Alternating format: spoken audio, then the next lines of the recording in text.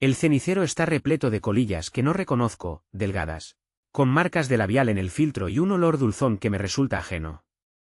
Lo miro un rato sin tocarlo, como si fuera un visitante inoportuno en mi propia casa. Antes no había un solo cenicero aquí, ni siquiera solía haber cigarrillos. Me quedo quieto, oyendo el tic-tac imaginario de mi propio corazón.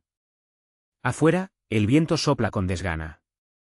Aquí dentro, siento como si una pared invisible me oprimiera el pecho. Hace apenas un mes, noté que Isabela traía un encaje diferente. Nuevo, de un tono crema con detalles dorados, como pequeños pétalos bordados que subían por sus caderas. Ella pasó delante de mí, camino a la ducha, y me di cuenta al instante de que ese conjunto no se lo había visto antes. No lo ocultó, de hecho, parecía lucirlo con cierta indiferencia, como si no fuera importante que yo lo notase. Pero no dijo nada. Y yo tampoco pregunté. Desde entonces, ese detalle me rondaba en la cabeza. ¿Por qué un brasier con encaje tan fino de pronto aparecía en su cajón, si siempre ha sido más práctica? Sus gustos habían cambiado, eso era claro, pero no me atreví a comentarlo. Cuando llevaba puesto aquel conjunto, y lo noté varias veces más, había algo en su mirada que me repelía. Como si el brillo que mostraba no fuera para mí, sino para la sombra de otra presencia que se interponía entre los dos. Aquella tarde, la del cenicero lleno de colillas, me senté con el teléfono en la mano, sintiendo un nudo en el estómago. Una notificación con geolocalización apareció en la pantalla, publicación disponible para ti, decía. Era el típico aviso de red social que te sugiere ver fotos de alguien que ha publicado cerca de tu ubicación. Abrí el enlace. Y allí, frente a mis ojos, la imagen, una foto sacada dentro de mi propia casa, con mi propia cama al fondo. Isabela en la alfombra, de rodillas, delante de un hombre que no reconocí en un primer instante. Sostenía la mirada hacia arriba, con la barbilla un poco alzada, luciendo algo parecido a ese encaje dorado. Un segundo después, mis ojos captaron el detalle, el rostro del tipo se veía recortado a medias. La foto no buscaba encuadrarlo a él sino a la escena en sí. El pie de foto, When the Bees Away, y un emoticono burlón al final. La persona que subió la foto, según la cuenta, era alguien a quien Isabela llamaba amiga. Sentí una brisa helada correr dentro de mi cabeza. El nombre del tipo no aparecía, pero el comentario lo decía todo. No grité, no rompí nada. Cerré la publicación y me quedé sentado. Me vino a la mente la imagen de mis manos de niño, temblando cada vez que mi madre mentía sobre dónde estaba mi padre. Aprendí a fingir que creía sus historias. Aprendí a no derramar lágrimas en público. Ahora me encontraba con un engaño nuevo, distinto, pero la sensación era la misma. Un sabor amargo me subió a la boca. Ni siquiera me di cuenta de que estaba mordiéndome el labio inferior. Intenté respirar profundo, pero solo logré un aire entrecortado que me supo a nada. Observé el cenicero, como si la multitud de colillas fuera un coro que se burlaba en silencio. Habían fumado aquí, en mi sala, como si fuera su lugar de encuentros improvisados. Me levanté, guardé el teléfono en el bolsillo y me dirigí a la cocina. Abrí el cajón donde guardamos las tazas. Saqué una, la llené de té caliente que tenía preparado en la estufa. Sin azúcar, tal como me gusta ahora. Me quedé mirando el líquido oscuro, sintiendo la textura áspera que deja en la lengua. Pero todo me supo a humo rancio. Seguí en esa calma extraña un rato. En mis oídos, un eco, la voz de Isabela, en tiempos mejores, diciéndome: Gus, amor, ¿por qué no intentas relajarte un poco y dejar que las cosas fluyan? Me veo sonriendo con torpeza en aquel entonces, pensando que lo que decía era un consejo cualquiera de esposa. Hoy me suena a otra cosa, a un cinismo sutil. Me puse la chaqueta. Caminé hasta la puerta, la abrí. Sabía a dónde ir, aunque nunca había estado en esa situación. Tomé las llaves de mi camioneta y salí. Ni siquiera me molesté en cerrar la puerta con llave. No me importaba. Ya no era un hogar, se sentía más como un escenario que habían utilizado. Manejé sin un rumbo fijo, con la mente en blanco, hasta que me encontré deteniéndome frente a un bar pequeño cerca del taller donde trabajo. A esa hora, apenas había clientes. Me senté en la barra y pedí un vaso de agua. Sentí a mi alrededor las miradas curiosas de un par de hombres silenciosos. Tal vez reconocían mi cara, a veces les hacía reparaciones de autos. O tal vez era la atmósfera pesada que irradiaba. No dije nada. Tomé el agua muy despacio, como queriendo probar cada gota. Un rato después, revisé el teléfono, sin saber exactamente por qué. Ningún mensaje de Isabela. Ninguna llamada. Ella tendría que sospechar que ya había visto la foto, o no, a lo mejor ni siquiera sabía que su amiga la había subido en redes. O tal vez lo sabía, y lo hizo intencionalmente. Me reí sin ganas, un leve bufido de ironía. Al cabo de unos minutos, salí y me dirigí a casa de nuevo. Parecía una reacción estúpida, pero necesitaba confirmar, con mis propios ojos, lo que ya intuía. Al llegar, el aire nocturno se sentía denso. Dejé la camioneta en la entrada y caminé hasta la puerta trasera que da al jardín, donde tengo una pequeña terraza. La casa estaba en penumbra, pero la luz del dormitorio de matrimonio seguía encendida. Al subir por la escalera interna, noté un suave murmullo, como gemidos ahogados y un crujir de la cama. No era mi imaginación.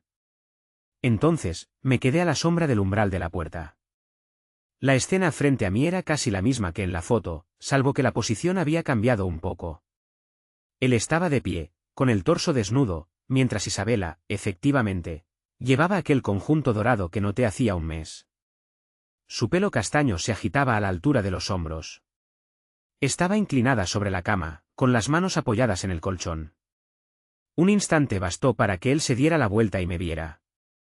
Su rostro cambió de la confusión al pánico en cuestión de segundos. Ella, al sentir que él se apartaba, levantó la vista y me encontró. Tuvo un gesto de sorpresa, incluso miedo. Pero luego algo pasó por su mirada, casi un destello de expectativa. Esperaba un grito, un golpe, algo visceral.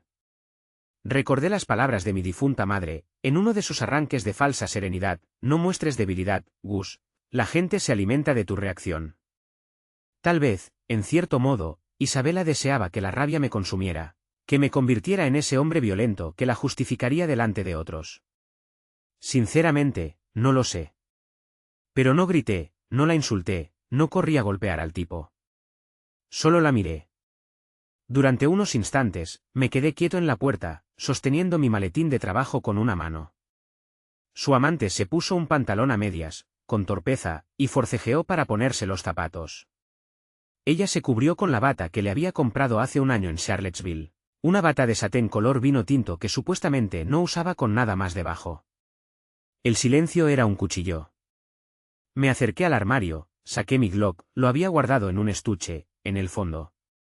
Desactivé el seguro por un segundo, sintiendo el peso frío del arma. Noté cómo los ojos de ambos se abrieron como platos. Luego, volví a ponerle el seguro y lo guardé de nuevo. Lo guardé despacio, como si se tratara de un viejo amigo al que no necesitaba usar. No, fue todo lo que dije. Isabela exhaló un sonido que no supe si era alivio o decepción.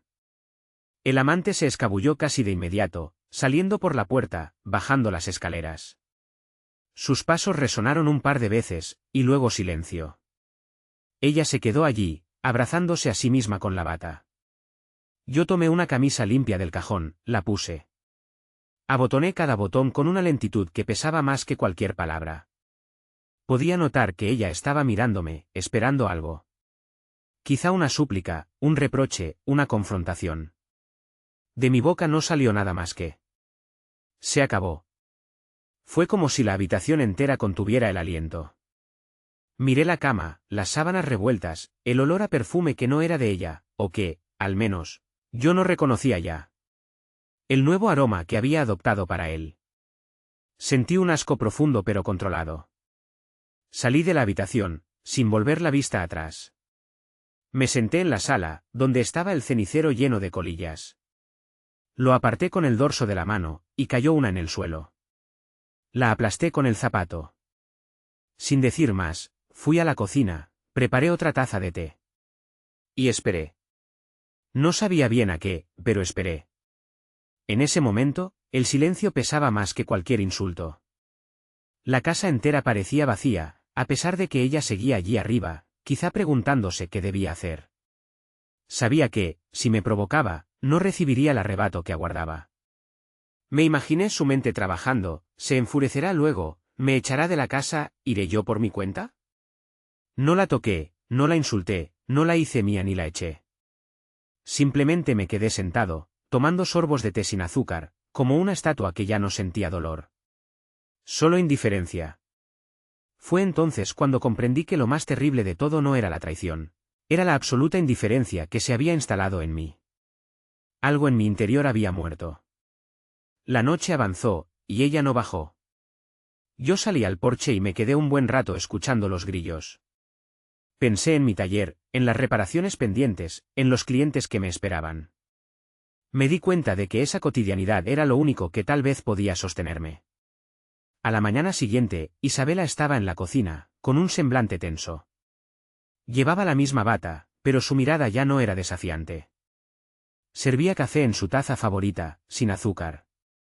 Al verme entrar, bajó la cabeza un segundo, como si quisiera medir mi expresión. Gus, dijo, con un hilo de voz. No es lo que crees. No contesté. Tomé mis llaves, revisé la cartera, me puse la chaqueta. Ella dio un paso hacia mí, intentando sostener mi brazo, pero me aparté sin violencia. Solo un movimiento mínimo. Intentó de nuevo. ¿Yo? Asentí, como diciendo, sí, ya sé. Salí por la puerta. Manejé hasta mi taller. Ese día arreglé 3 coches, atendí llamadas. Cambié el aceite de un par de motores y respondí correos electrónicos como si fuera un día cualquiera. No dejé que mi pulso temblara ni un segundo. Hacia el anochecer, regresé a casa. No la encontré allí. Tampoco había señales de pelea o discusiones. Quizá había salido a tomar aire o a hablar con sus amigas. Subí a la habitación, agarré la maleta donde solía guardar ropa de entretiempo y empecé a meter mis cosas. Luego me detuve. ¿Por qué irme yo si esta era mi casa? El resentimiento me picó, como un bicho en el pecho. Abrí el cajón donde ella guardaba sus papeles. Entre recibos de compras caras y cuentas de tarjeta de crédito, encontré los papeles del auto que le había ayudado a comprar, su coche preferido, ese que salía del garaje cada vez que decía voy al spa o voy con mis amigas de compras. Cuántas millas recorridas en mentiras, pensé. Con lentitud, revisé la documentación. Al rato, oí la puerta principal, Isabela entraba, cargada de bolsas de supuesto shopping.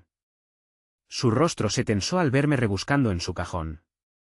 Entre sus compras noté una caja con un lazo azul y el nombre de un hombre escrito en el papel. Ella lo dejó sobre la mesa, sin molestarse en esconderlo. ¿Vas a decir algo?, preguntó. No respondí. Solo hice un ademán con la mano, como indicando que no tenía interés en discutir. Tomé los papeles del coche, bajé al garaje. Ella gritó algo, pero no entendí bien. Abrí la portezuela, busqué en la guantera. Encontré el juego de llaves de emergencia, ese que ella guardaba. Lo metí en mi bolsillo. Antes de salir, vi la etiqueta colgando de su retrovisor, con un pequeño perfume. Todo olía a esa fragancia dulce y ajena. Salí de la casa en silencio. Me subí en mi camioneta y conduje con el auto de Isabela siguiendo mis pensamientos, iba a deshacerme de él, y punto. La idea me vino sin rabia, sin temblor en la voz, solo determinación fría. No me costó mucho publicarlo en Craigslist. Lo ofrecí barato, para venderlo rápido. En cuestión de horas, un hombre se presentó en mi taller y me pagó en efectivo, sin preguntas.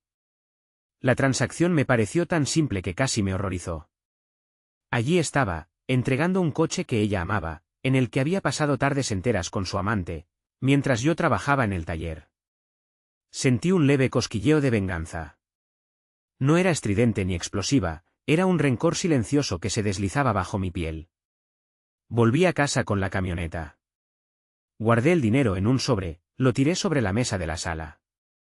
Luego subí a la habitación y saqué una maleta con cosas suyas, un par de zapatos, un suéter, el cepillo de pelo, ese conjunto de lencería dorada que me llenaba la mente de imágenes amargas. Las puse todas en la maleta, con una parsimonia casi ceremoniosa, y la dejé en la puerta de entrada. Isabela llegó un rato después y se encontró con la maleta. Llevaba el celular en la mano, parecía venir con la respiración agitada. Me buscó con la mirada en la sala. ¿Qué hiciste con mi coche? Me preguntó, con un temblor en la voz. No contesté. Ella se llevó las manos al cabello, soltando una exclamación de rabia contenida. Gus. ¿Por qué? No tienes derecho. Seguí sin hablar. Abrí la puerta y le hice un gesto hacia la maleta. Ella exhaló, miró el equipaje y luego me miró a mí. Mi cara debía de estar inexpresiva, muerta. ¿Me estás echando? Farfulló. La miré de manera que supiera que, en realidad, ella ya se había ido desde el momento en que me engañó. Se llevó la mano al rostro, y por un segundo pensé que iba a llorar, pero solo exhaló un sonido frustrado. ¿Te quedas sin hablar? ¿Eso es todo? Soltó. Me di la vuelta. Pensé en cuando la conocí, su risa expansiva, su calidez. En cuántas veces trabajé horas extras para comprarle un detalle especial. En cómo ella se alegraba por mi dedicación, o eso creía yo. Ahora, ese recuerdo me dolía como un pinchazo en la sien. Cerré la puerta. Oí sus pasos agitados en el patio, protestando, gritándome, acusándome de exagerar. Pero ya no escuchaba. Me senté en el sofá, con la vista clavada en la ventana, viendo cómo el sol se iba apagando sobre el césped, los rayos cortando la hierba. Cuando, por fin, dejé de oír sus reclamos, supuse que se había marchado con un Uber o con algún amigo. Me quedé con mi respiración y el zumbido sordo en mis oídos. Durante los días siguientes, viví en una especie de calma tóxica. El taller, mi única rutina. Desayunaba solo. Hacía cuentas, limpiaba el garaje. Isabela regresó un par de veces, supuestamente a recoger sus últimas cosas, a veces acompañada de una amiga que la miraba con conmiseración cuando pasaban frente a mí. No me mires así, le dijo Isabela a esa amiga, en una ocasión, mientras yo estaba en la cocina. Yo me fui porque quise. Gus se encerró en sí mismo, jamás supo cómo darme lo que necesitaba. Su voz resonó en la sala. Quise salir y gritarle que dejara de mentir, pero algo me contuvo. Me quedé detrás de la pared, en silencio. Ella podía creer lo que quisiera. Yo ya no tenía fuerzas para contradecir su narrativa. Los días pasaron. A veces, me llegaban rumores de que Isabela andaba diciendo que ella había puesto fin a la relación, que Gus se volvió un iceberg. Algunos conocidos me miraban con un atisbo de compasión, otros con incredulidad. Tuve la tentación de mostrarles la foto de la traición, de difundir la verdad. Pero cada vez que pensaba en hacerlo, sentía la indiferencia volver a mí, como un manto pesado. Una tarde, me llamó mi hermana desde Texas. Preguntó, ¿estás bien, Gus? Mamá me dijo que te notó raro cuando hablaron por teléfono. Respondí con monosílabos y cambié de tema. No quería decir que estoy bien porque era mentira, ni tampoco me apetecía derrumbarme en el teléfono. Mi hermana notó el tono seco y me dijo que me cuidara. Me sentí culpable, pero la culpa no me duró mucho. Fue en la tercera semana cuando vi a Marcos, el amante de Isabela, acercarse por mi taller. Yo estaba cambiando la bujía de un auto. Lo vi entrar, con las manos en los bolsillos, mirando alrededor como si temiera que yo lo golpeara. Me quité los guantes y lo encaré. No dije nada. Él tragó saliva. Oye, hombre, yo no sabía cómo eran las cosas, balbuceó. Isabela dijo que ustedes llevaban separados hace mucho, ¿qué? No terminé de escuchar. Le hice un gesto con la mano, ordenándole callar. Me observó con inquietud. En su cara percibí un miedo nervioso, quizá esperaba un puñetazo. Pero no tuve ganas. Sentía que nada de lo que dijera él cambiaría lo ocurrido, y no deseaba rebajarme a la violencia. Vete, le dije simplemente. Se quedó un momento, debatiéndose. Luego se encogió de hombros y se fue. Ni siquiera tuve que alzar la voz. Fue como si hubiera visto un abismo en mis ojos. Me di vuelta y seguí con la bujía. Cuando acabé, mis manos ni siquiera temblaban. Esa noche, regresé a casa y abrí el porche trasero. Tomé una taza de té sin azúcar, como de costumbre. Sentía un agujero en el pecho, pero no era dolor. Era, nada. Recordé a mi madre, a mis tías, A mis viejos amigos en el paso. Pensé en las fiestas familiares llenas de risas y del aroma de la carne asada. Todo eso parecía a años luz de distancia. Con el pasar de los días, Isabela insistía con llamadas y mensajes intermitentes, como si buscara desatar en mí alguna reacción. Decía cosas como, podríamos hablar como adultos, te arrepentirás de actuar así, piensa bien lo que haces. Cada vez que recibía un mensaje, lo leía y lo dejaba pasar. No respondía, no bloqueaba, no hacía nada. Al fin, pareció cansarse. Una tarde, me detuve en la sala a contemplar el cenicero repleto de colillas ajenas, que seguía donde lo había dejado.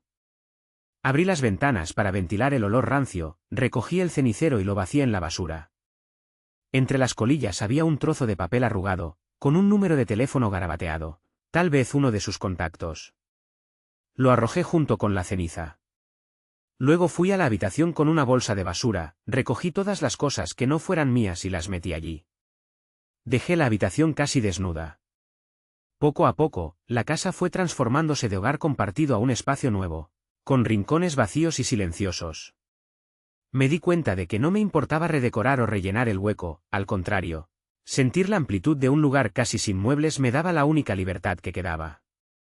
Un día, decidí llevar todos los adornos que ella había traído con tanto entusiasmo, cuadros, floreros, cojines de colores, al garaje. Los dejé apilados en un rincón.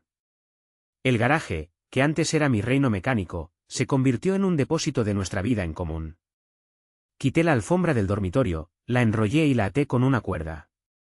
Quité las sábanas viejas y puse unas blancas, nuevas, que encontré en el armario. Cuando terminé, me sentí extraño. Me quedé de pie, mirando la cama limpia. Recordé la imagen de ella con ese conjunto dorado, arrodillada, entregada a otro. No sentí rabia, sentí vacío. Como si la traición se hubiera transformado en un tumor emocional que no dolía pero me devoraba por dentro. El clima se fue haciendo más frío. Las hojas de los árboles en el patio trasero se caían, cubriendo el césped con un tapiz marrón. Yo salía cada mañana, limpiaba las hojas, revisaba el buzón y me iba al taller. Isabela seguía enviando mensajes de vez en cuando, pero cada vez más distantes, con palabras como, no podemos dejar todo así, hablemos. O firmemos el divorcio. O necesito cerrar este capítulo. No le respondía. Cada vez que pensaba en todo lo que había sucedido, la indiferencia me ganaba la partida. Una noche, me sorprendió ver que uno de sus mensajes sonaba casi triste. ¿De verdad no sientes nada? ¿Ni ganas de lastimarme? Lo leí 2 veces, intentando descifrar su intención, pero no me movió un músculo.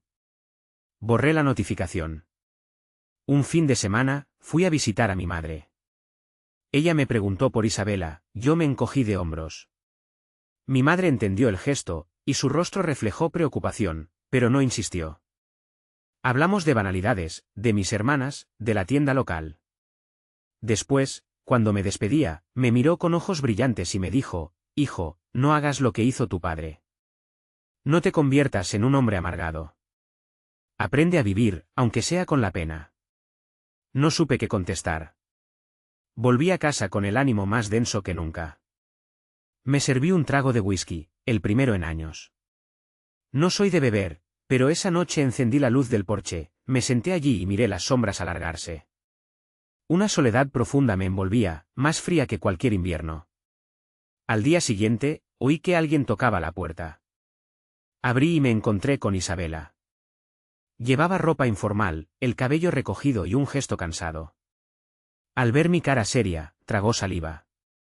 He venido a firmar los papeles, me dijo, señalando un folder que cargaba. El divorcio. No respondí. La dejé pasar. Caminó hasta la mesa, sacó los documentos y los puso frente a mí. Me senté, hojeé las páginas. Había un acuerdo, la casa, mi taller, todo quedaría a mi nombre, pero se acordaba una compensación para ella por los años de matrimonio. Casi me reí. Le tendí un bolígrafo, con un movimiento lento. ¿No vas a preguntarme nada?, inquirió, con un leve temblor en la voz. No. Me miró con impotencia, como si no pudiera creer que yo no estuviera discutiendo cada cláusula, cada punto. Para mi sorpresa, firmó primero ella, luego me pasó el papel. Firmé. Eso fue todo. Listo, susurró. Supongo que, cada quien sigue su camino. Asentí. No me moví. Ella se quedó parada un instante, quizá esperando un adiós, un reproche, un ¿por qué lo hiciste? Pero en mi cara no encontró nada. Se dio la vuelta y caminó hacia la puerta. Cuando la vi con la mano en el picaporte, recordé ese encaje dorado, la bata de satén que le compré. Sentí un impulso de decir algo, cualquier cosa, pero las palabras se ahogaron en mi garganta. Cerré los ojos y oí la puerta abrirse, luego el suave golpe al cerrarse. No fui tras ella. Ni siquiera me levanté de la silla. Miré el folder con los papeles del divorcio sobre la mesa. Resoplé, cansado.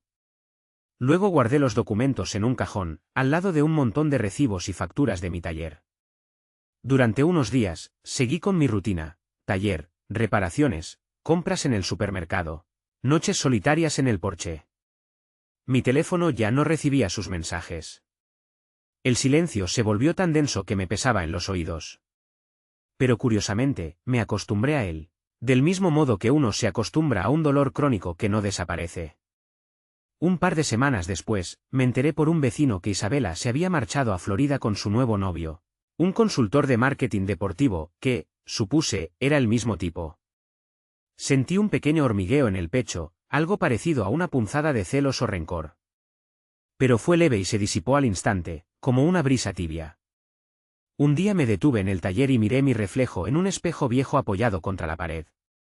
Vi a un hombre que parecía más viejo que sus 42 años, con canas incipientes en las sienes y un gesto algo adusto.